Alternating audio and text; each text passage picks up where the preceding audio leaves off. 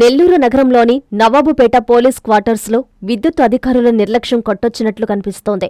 గురువారం తెల్లవారుజామున క్వార్టర్స్ ప్రాంగణంలో ఓ చెట్టును తొలగించే క్రమంలో ప్రమాదవశాత్తు విద్యుత్తు తీగలు తెగిపడిపోయాయి. దీంతో క్వార్టర్స్ మొత్తం విద్యుత్తు సరఫరా నిలిచిపోయింది. ప్రమాదం జరిగి గంటలు గడుస్తున్నా కరెంటు తీగలు కింద పడిపోయి ప్రమాదకరంగా మారినా విద్యుత్ శాఖ అధికారులు మాత్రం ఇటువైపు కన్నెత్తి చూడలేదని స్థానికులు మండిపడుతున్నారు.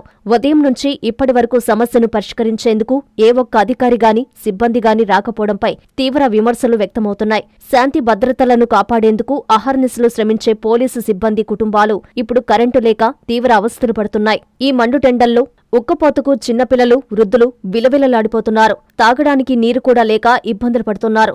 రక్షణ కల్పించే పోలీసుల క్వార్టర్స్లోనే ఈ పరిస్థితి ఉంటే ఇక సామాన్యుల పరిస్థితి ఏమిటని స్థానికులు ప్రశ్నిస్తున్నారు. ఇప్పటికైనా ఉన్నతాధికారులు స్పందించి తక్షణమే విద్యుత్తు సిబ్బందిని పంపి తీగలను పునరుద్ధరించాలని, క్వార్టర్స్ వాసులకు నరకయాతన నుండి విముక్తి కల్పించాలని పోలీసు సిబ్బంది, వారి కుటుంబ సభ్యులు డిమాండ్ చేస్తున్నారు.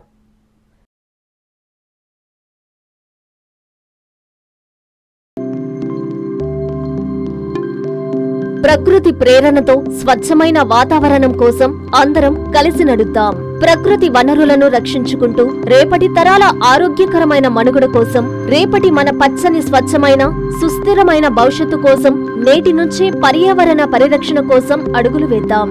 ఇదే నినాదంతో ప్రపంచ పర్యావరణ దినోత్సవం సందర్భంగా జూన్ 5వ తేదీ నెల్లూరు నగరం వీఆర్సీ మైదానం నుంచి గాంధీబొమ్మ వరకు ఉదయం 7 గంటలకు కాలుష్య నియంత్రణ మండలి ఆధ్వర్యంలో నిర్వహించనున్న గ్రీన్ ర్యాలీలో జిల్లా ప్రజానికం, యువకులు, విద్యార్థులు, ప్రకృతి ప్రేమికులు పెద్ద ఎత్తున పాల్గొని ర్యాలీని విజయవంతం చేయాలని కోరుతూ ప్రాంతీయ కాలుష్య నియంత్రణ మండలి Nellore, common biomedical waste treatment facility SS Biocare Nellore.